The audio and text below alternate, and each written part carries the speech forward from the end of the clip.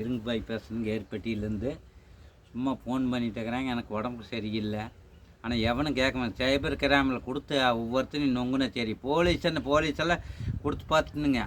சைபர் கிராமில் கொண்டு போய் கொடுத்து அவனுங்களை பூரா நொங்குறனா இல்லைன்னு பாருங்கள். நான் ஆம்பளையா அவனுக்கு ஆம்பளையான்னு பாருங்கள். சைபர் கிராமில் கொடுத்து அவனுங்களை என்ன பண்ணணும் பண்ணிக்க. உடம்புக்கு சரியில்லைங்க அப்போ கூப்பிட்டுக்கிறானுங்க ஒவ்வொருத்தன்.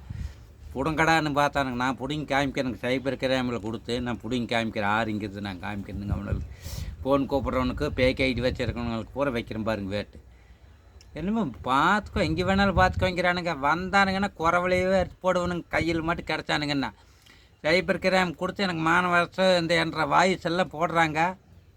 எனக்கு தேவை என்ற இது போட்டா வச்சுக்கிறவங்க என் வாய்ஸை போட்டு இது பண்ணிட்டு இருக்கிறானுங்க. பேக் ஐடி வச்சுக்கிறவனுக்கு கூட நஷ்டம் எனக்கு கொடுத்தா கூட நான் கேஸ் போட போகிறேன். நான் சொல்லிட்டு தான் செய்வேன். ஏன்னா இல்லைன்னு பேக் ஐடி தூக்குங்க. இல்லைன்னு நான் கேஸை கொடுங்க. என்ற ஐடி வச்சுக்கிறியல்ல, என்னை வச்சு போட்டு இது சம்பாதிக்கிறியல்ல, அதுக்கு இல்லைன்னு கொடுங்க.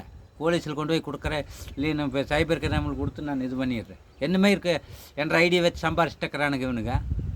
இவன் பொண்டாட்டி பிள்ளைகளாம் வச்சு நான் சம்பாதிக்கிட்டா சொல்லுங்கள். அவன் அம்மாவை அவன் தங்கச்சி கங்கச்சி இதெல்லாம் வச்சு நான் சம்பாதிக்கிட்டா அவங்க போட்டாவை வச்சு சொல்லுங்கள். என்ற போட்டாவை என்னமே பேக் ஐடி வச்சுக்கிறாங்க. எடுத்துருவோன்னு நீங்கள் எல்லாம் பார்த்து சொல்லுங்கள். எவன் இருந்தாலும் எடுத்துருங்க. எல்லாம் கண்டுபிடிச்சாச்சு. இன்னும் சைபர் கிராமுக்கு போய் நான் கொடுத்துருவேன். அப்போ என்ன பண்ணுவீங்கன்னு பாருங்கள்.